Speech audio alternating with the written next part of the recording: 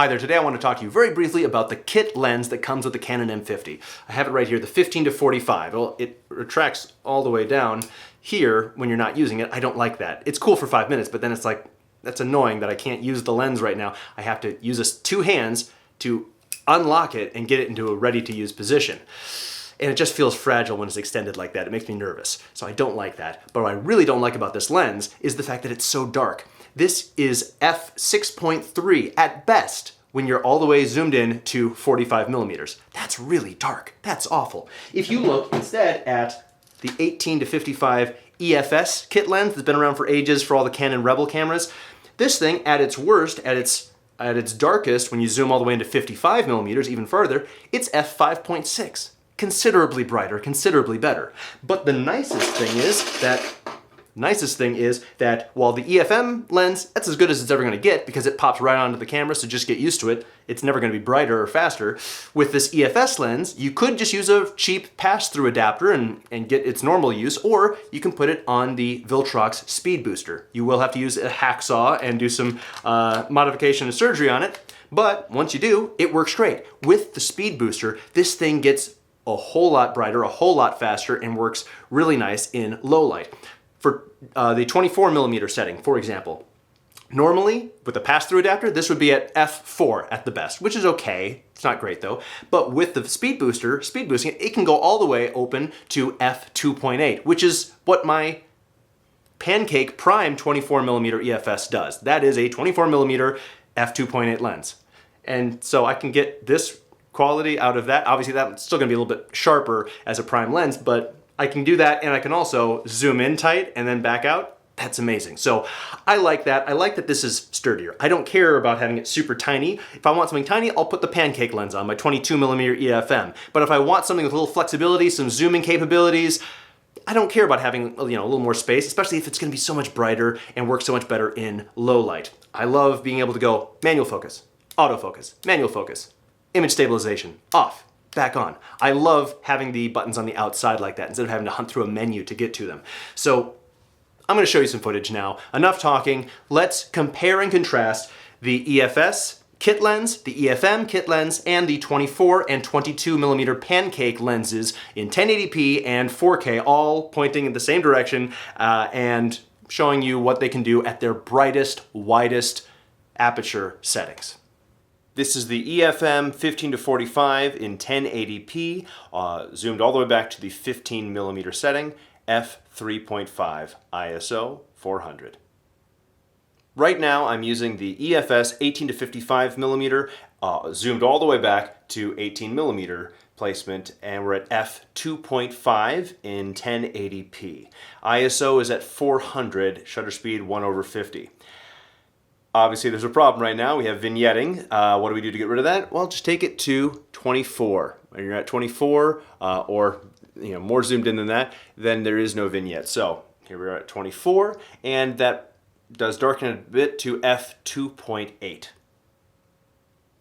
Now we're using 4K mode with the EF-S 18-55, zoomed all the way back out to 18, and that puts us at f2.5 right now at ISO 400, shutter speed 1/50. This is the EF-M kit lens, the 15-45. We're in 4K mode right now, and as bright as we can get, which is f3.5. The ISO is 400, shutter speed 1/50.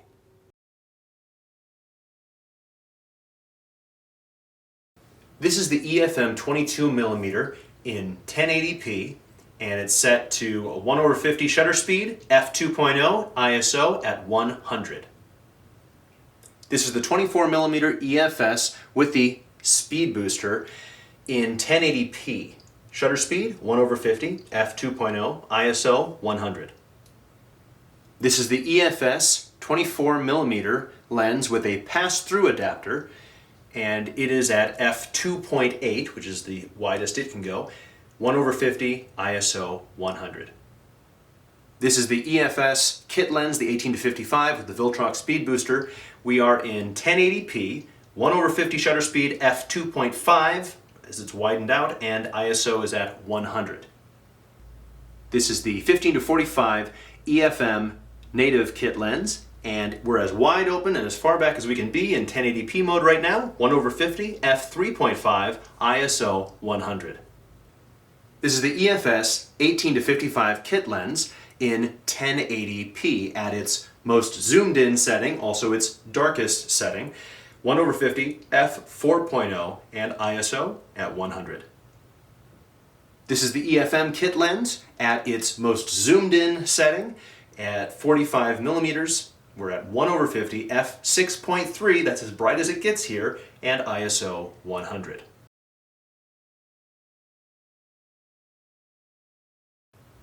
This is the EF-M 22mm at 1/50, f2.0, ISO 100 in 4K. This is the EF-S 24mm pancake lens with the Viltrox Speed Booster in 4K. Shutter speed 1/50 at f2.0 and the ISO is at 100. This is the 24mm pancake lens with a pass-through adapter at its widest setting of f2.8, shutter speed 1/50, ISO 100, and we're in 4K. This is the EF-S 18-55 kit lens in 4K. We are at its widest 18mm setting, and we're at f2.5, shutter speed 1/50, ISO 100. This is the EF-M kit lens, 15-45 at its widest open 15mm setting, and it's as bright as can be in 4K, 1/50, f3.5, ISO 100. This is the EF-S 18-55 kit lens, and we have it set at 55mm. And it is at f4.0, shutter speed 1/50, ISO 100, and we're using the Viltrox Speed Booster. This is the EF-M kit lens, zoomed all the way into 45mm, and it's as wide open as it can be right now at f6.3, 1/50, ISO 100, and we're in 4K.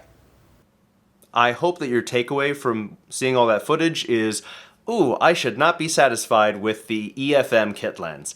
It really is kind of dark, and the only way to brighten it is to crank the ISO up, and that results ultimately in really grainy footage and grainy pictures. So, if you haven't bought an M50 yet, I recommend you buy a used one on a used gear website like mpb.com or B&H, and just buy the body without a kit lens thrown in that you hopefully will never use. And that way you can invest that money in a nicer lens like this 22mm pancake lens that I'm shooting on at the moment, or get a speed booster and start getting some EF-S glass. EF-S lenses are inexpensive, and they've been out for a while, so you can get one used pretty easily. And with the speed boosting, they can be pretty nice. So those are my thoughts. Thank you so much for watching, and have a wonderful day.